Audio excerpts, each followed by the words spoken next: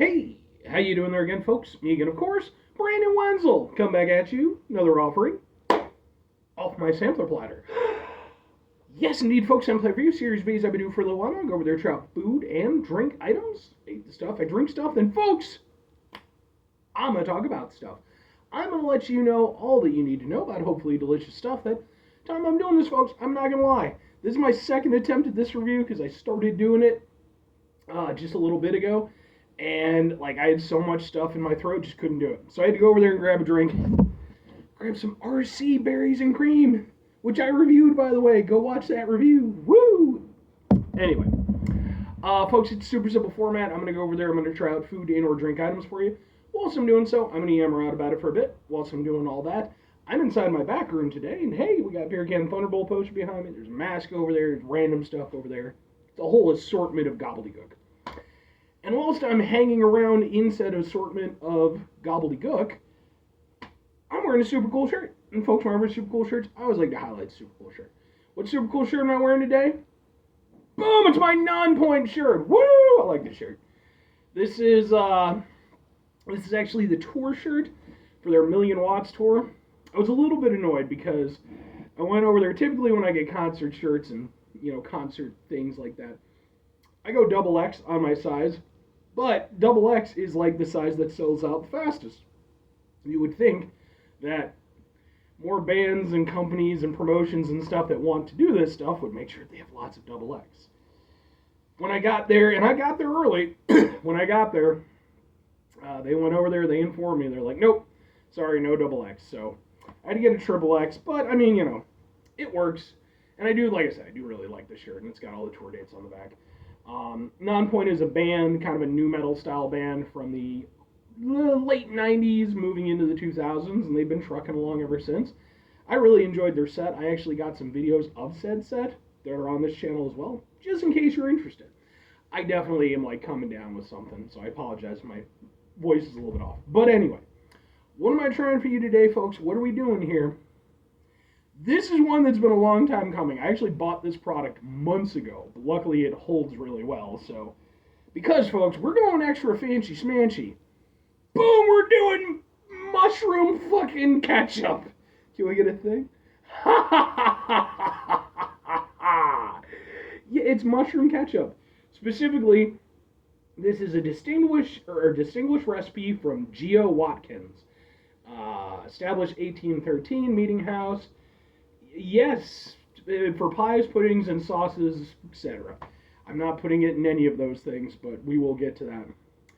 This rich cooking ingredient has a secret of success for many Victorian cooks. At 2 tablespoons, blah, blah, blah, blah, blah. Yeah, that doesn't really help me in this instance. So yeah, mushroom fucking ketchup. If you're unfamiliar with the history of ketchup, it's pretty fascinating. Originally, it was like an Asian sauce, and it wasn't exactly called ketchup. It was something kind of similar-ish. But eventually, I think it was like a fish sauce, if I'm not mistaken. I could be wrong on that. But eventually, Europeans kind of, integrated it into some of their cooking. But then when they got it over to Europe, they have no idea how to properly recreate it. So they just kind of did what the fuck ever and would call it ketchup. And then, so you ended up with like just a million varieties. Like mushroom ketchups and like cream-based ketchups and like all this stuff. And, eventually we got to the ketchup that we know and, is probably most known throughout the world. But they still make old-style ketchups. And I love mushroom stuff, so mushroom ketchup. Let's shake it up. Now here's the thing. I'm not just going to go over there and down this bottle, as entertaining as that might be. I am going to taste some of it just by itself. I've been told it's kind of like a Worcestershire sauce. Like it's meant to be very like savory and kind of umami style. Let's open it up. And like I said, I bought this months ago and I've just been waiting for a good opportunity to use it. But like this stuff holds forever. I think I have like until sometime next year before it goes out. So let's open it up a little bit. Wow, that smells a lot like Worcestershire sauce. And I'm a man who loves some Worcestershire sauce. Let's get that straight. All right, we're going to pour a little into the cap. And we're going to do a tiny shot. Because that's the thing I'm choosing to do with my life. Woo! Oh shit. Man, oh man. That's like fucking Worcestershire sauce on steroids. Man, oh man, that's punchy. Seriously, like it's very similar to Worcestershire sauce in kind of its overall flavor profile, but like, fuck, does that hit extra hard? That is some stuff right there, and it does. You can taste a little bit of a mushroom kind of accent to it, but it's not. It's more umami, and it's just the term that it is. It's more umami than it is mushroomy, but there is like a little bit of kind of just like with Worcestershire sauce. Worcestershire sauce is like a fermented fish sauce. It doesn't really taste fishy. It's just savory and I can see why you would add this to like pies and stuff and sauces, but I'm not gonna do that because quite frankly I can't be fucked. So instead, boom, we're putting it on a hot dog because I put ketchup on hot dogs, despite living in Illinois and that being a executable offense. But I went over there. These are just basic bitch hot dogs, some Oscar Mayers. I went over there, put them in. I made the thing, as simple as possible. No seasoning, nothing fancy. Specifically, we're gonna go over there and put some mushroom hot sauce on it, or mushroom ketchup on it. Mushroom hot sauce, eh? Kind of whoa, okay, that just really went. Okay, let's give it a go. I'm sure this was not what this was intended for when they was created, but on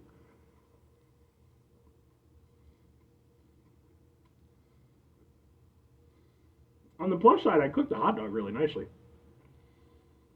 I was out of cooking oil for a little while, so I screwed up the last ones I did. I mean, I still ate them, but this one I got a nice crispy outside.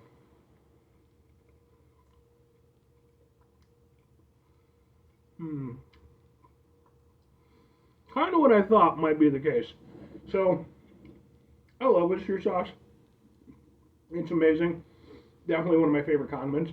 Only problem is, as punchy as the flavor is, it's very watery sauce. So, like, it's not like a barbecue or like a normal ketchup, where, it like really sticks to whatever you're putting it on and you get a lot of flavor from it. It kind of spreads itself out. This is the same kind of thing.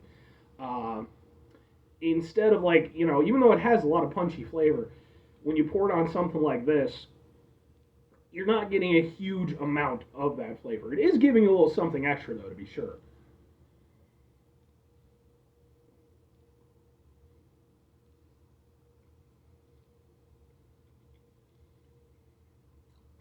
Yeah, just that little extra zing. It almost has like a tanginess. Is the best way I could describe it compared to Worcestershire sauce. Yeah, it's good. I mean, again, I like Worcestershire sauce, so for me, it makes perfect sense. Um, it's one of those things. Am I a little bit disappointed that it wasn't like a ketchup that I could like, put on like a normal ketchup? A little bit, but at the same time, it's cool that it is what it is too. And I don't mind it with the hot dogs. Like, hot dogs probably could be better with like actual ketchup or like a barbecue sauce or something like that. But this, it does kind of, it leaves the hot dog flavor more intact because it's not covering it up as much, and you're getting a little bit of a tanginess with, again, that sort of savory umaminess. I'm gonna do one more shot with the thing because I don't know, reasons. Salut. Oh man, oh man, that just has such a bite. Like, at the biggest difference is at the beginning. Just that you just get punched in the face hard with that flavor. Once it dials back, again, it is pretty much just a Worcestershire sauce, but like, it's some stuff, man. So here's the thing. Two questions have to be asked. Would I get it again? Would I recommend it? I'm going to go with yes and yes. Now, here's the thing. I am not much of a cook. Clearly, you've watched the show. I don't cook a lot, but again, like I do occasionally cook, and I do like having different seasonings around. This is something where again, I'm not like a big uh, or rather, I'm a big Worcestershire sauce guy. This is something where it's like, I don't know if I would say would outright replace it. I think Worcestershire sauce is probably better as a more overall. But if you want that general kind of vibe with some extra, this is exactly that. And for me, as I'm a big fan of Worcestershire sauce, like I could use this in the exact same situations to give that extra savoriness, extra umaminess, plus just that tangy bite, that just is unique to it. If I'm recommending it, I am 100% going to recommend this to anybody who, likes to cook. Because I think for one thing, again, I think it works in pretty much the exact same instances that Worcestershire sauce does. So if you enjoy that, you could apply it there. But moreover, I want us to bring back mushroom ketchup. I want it to be, I don't want it to replace Worcestershire sauce, but I want it to be less of like a weird thing, Because that's kind of the kitsch of this, right? Is it's like, oh, it's mushroom ketchup. I think that it firmly belongs back in the contemporary kitchen because it does a similar job to a product that we're all familiar with. And then on top of that, it adds its own little something something. And I actually think it's a really nice little, nice little way for anybody who actually knows how to cook. I'm sure that this stuff would be fantastic because it would just, give you the opportunity to amp up your cooking a little bit. I think it's really good and it's neat and it's from like 100 years ago. So I think it's pretty cool. Actually, over 100 years ago, almost 200 years ago. Anyway, 5 questions have to be asked, or 5 things before I get out of here. Have yourself a great rest of your day, spectacular rest of the week, monumental rest of the month, stupendous rest of your folks. Go over there and have yourselves a truly mushroom ketchup-tastic rest of your life, I guess. Not a sentence I ever thought I would ever say. Final 2 things. Number 1, try to bring some positivity in the world. It's not always possible. It is, however, always appreciated. But what you do if you can't do it all the time, I know I can't do it all the time. Here's what you do, folks. You're going to try not to be an asshole. Folks, it's not always the easiest thing in the world to not be an asshole. Trust me. I know it. I live it. I'm out there every day with you in it. The fact of the matter is, folks, we can't just be going over there having all these days where we're just eating mushroom ketchup and berries and cream RC. Again, go watch that review. Life is going to be stressful and difficult sometimes. And when it is, take a step back, try to mitigate the level of assholishness in our lives, hopefully do better for ourselves and for those around us. Very final thing, folks, do the thing. Whatever the thing is for you, that's what I want you to go out and do. Folks, maybe you're watching this show and you're like some famous chef. I have no idea why you watch my show, but if you do, I appreciate it. Or maybe you're not even that famous, but like maybe you know what you're doing. Maybe you're over there and you're like, you know what? Let's bring back the mushroom ketchup. We're taking it back. So then you go over there, you get yourself some mushroom ketchup. There's other varieties.